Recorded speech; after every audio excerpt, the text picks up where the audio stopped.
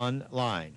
This is a message from the Department of Health and Human Services National Diabetes Educational Program and a public service announcement from KMTG San Jose, 89.3 The Stampede.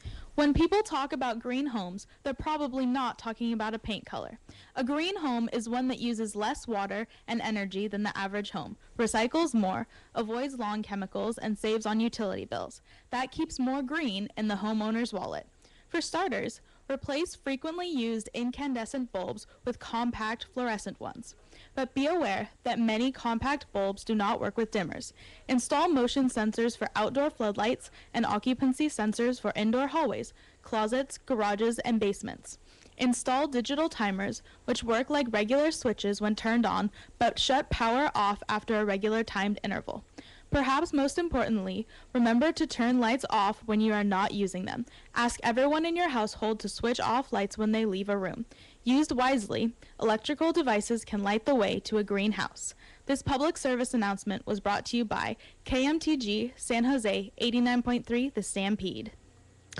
Hey, this is Nick from Nick at Night at Midday, and you're listening to KMTG San Jose 89.3 The Stampede.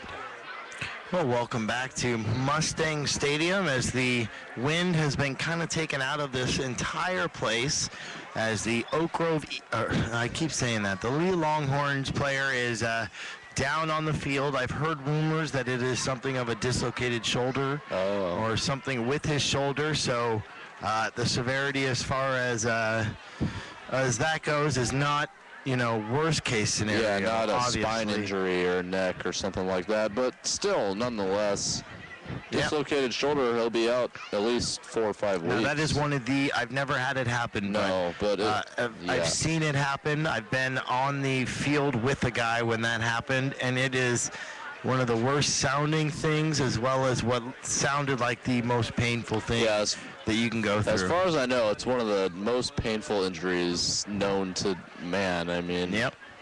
And I heard it just sounds disgusting. Your shoulder popping out of your, I can't even talk about it. Yeah. Makes so me we queasy. have what looks to be, I saw some lights come in. We've got fire trucks just coming in and possibly an ambulance on its way in, and fire truck is here. And I think even worse than dislocating your shoulder, getting it knocked out, is having to have it put back in. And it is, absolutely. Not pretty, and you never want to see anyone down. You never want to see anyone hurt, and especially, Pioneers had a lot of momentum going and has been moving the ball and has been, on this emotional high. And this kind of takes the wind out of the sails of the entire team. It's really not the time you want this to happen. I mean, you never want it to happen, but this just adds to the effect. I mean, everyone was pumped up, and the game was going extremely well. Yeah, and it is a little cold out here, so everyone kind of standing around watching, and it gets even colder for them now. And it feels. Yeah, you can see in the lights that it is starting to sprinkle just a bit. It's a little wet out there, so the storm looks to be slowly creeping in on us here, as we have been fortunate enough not to be affected by the rain, even though we have our nice tent set up here, our huge tent that is also has a bunch of fans underneath it. And the fire department has arrived. I'm not sure I don't think an ambulance is going to show up, but I'm not sure, as the fire truck brings the board out. And I think as a precautionary thing, they will tape the neck up just in case. You never know. But we're hearing it's something to do with his shoulder.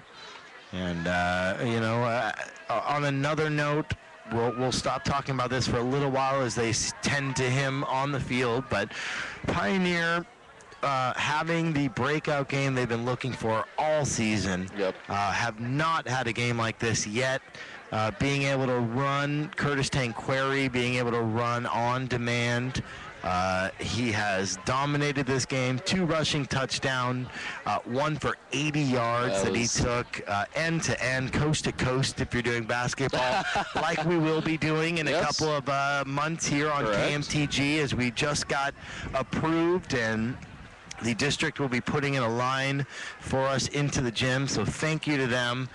We couldn't do it without the support of our district and Steve Deeney in the booth, David Ashby, and we thank you all so much. We look forward to bringing you basketball right here on KMTG 89.3 The Stampede as they slowly move this player.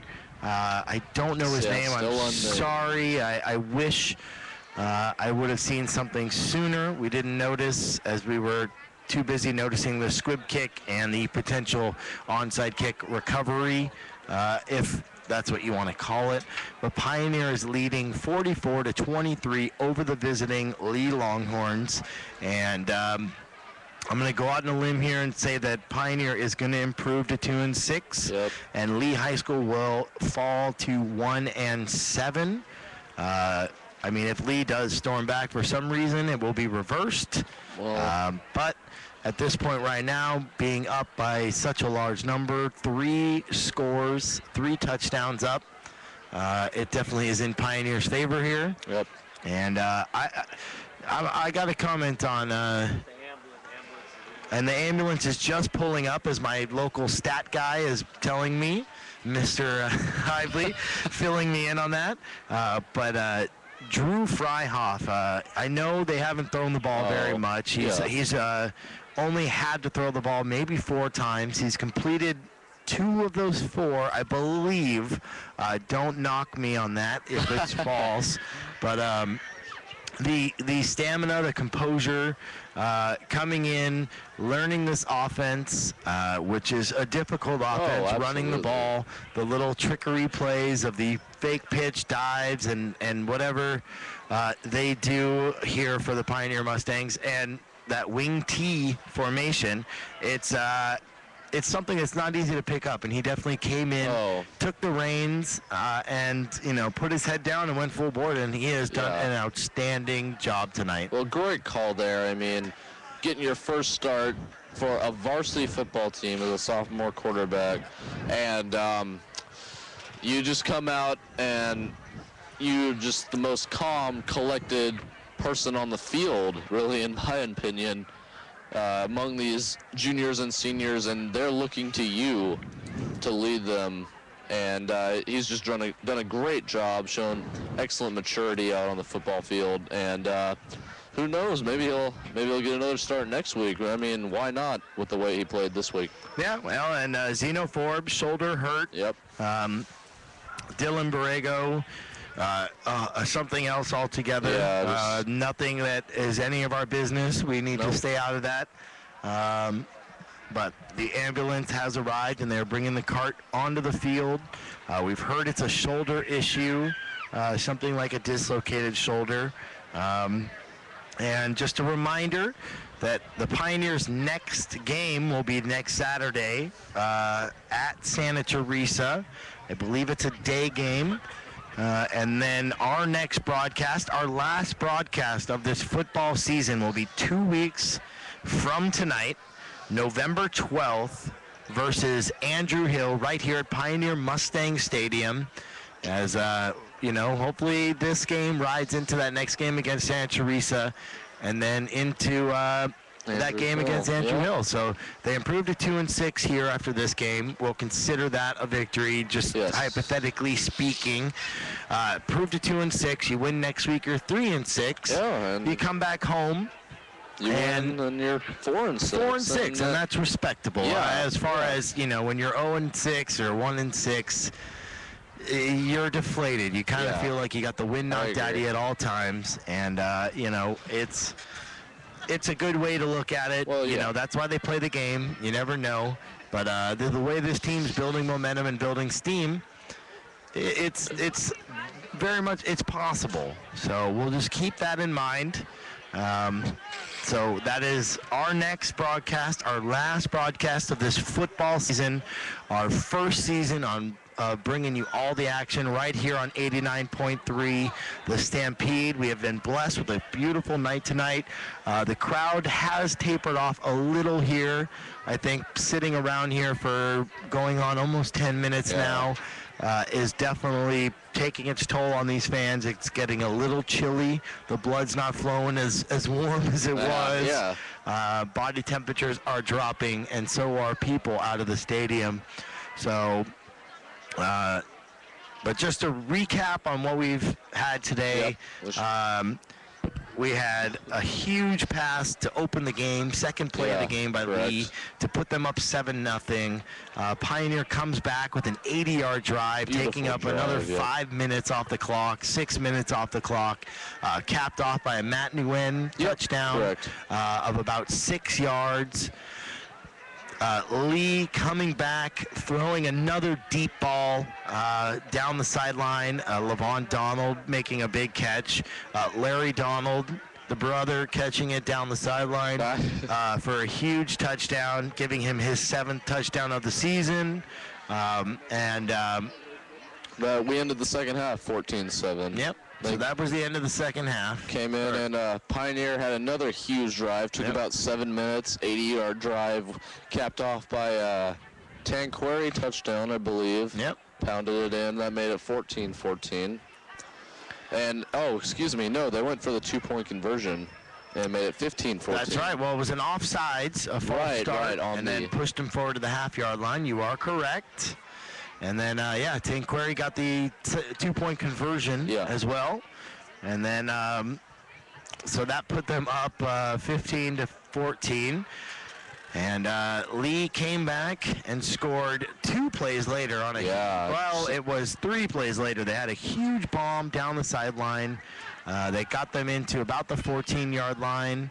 And then they pounded it in. The sophomore, Gabe Davis, has just been all over the field, running up and down as we hear an applause as they finally have the player onto the gurney, and they are wheeling him off. They have removed his jersey and his shoulder pads. He definitely has movement, and he is conscious, and we heard it was a shoulder injury. We'll probably know more later. So we're going to get back to the action here, I think, as they clean up some stuff on the field, some tape and other things like that. So we'll finally get back to some football action here as we watch the player injured, getting taken away by the ambulance, a dislocated shoulder. So with 3:52 remaining in the fourth quarter, your Pioneer Mustangs leading 44-23 over the visiting Leigh Longhorns. You're listening to Pioneer Mustang football on 89.3 The Stampede. A wave of compassion and caring here in the U.S. has given 2 children from Indonesia a chance for a new life. The tsunami that struck Indonesia in 2004 turned their lives of 7-year-old Tara Alia and 11-year-old Hamdani upside down, injuring them severely. Both children received treatment and new prosthetics at Shriners Hospital for Children, Philadelphia. Tara and Hamdani came to the Philadelphia Hospital through the Global Medical Relief Fund, a charitable organization that provides transportation to the United States and housing to children injured by war, natural disaster, or illness. At Shriners Hospitals, treatment is provided to children under 18 without regard to race, religion, or relationship to a Shriner. If you know a child, Shriners can help. Call 1-800-237-5055 in the United States. This public service announcement was brought to you by KMTG San Jose 89.3 The Stampede. Voice of Mustang sports, football, and basketball. This is KMTG San Jose 89.3 The Stampede. You're listening. Welcome back to Pioneer Mustang Stadium. 3:52 remaining in this fourth quarter. We had an injury on the field, and the team has not been moving around, so they are allowed some time to stretch and warm up again, as you don't want to pull something. It's very chilly out here, and it's very easy to pull a hammy or something along those lines, pull a hamstring, something like that. It looks like the mist has stopped. It was a little rainy, but no, it's a beautiful night. homecoming night here at Pioneer Mustang Stadium, the 50th anniversary of Pioneer High School on Blossom Hill Road. I'm alongside my partner, Matt Hively. That's me. I am John Deeney, and we've been bringing you all the action. It's been a very exciting game, except for the past 10 minutes or so. It has been a spectacular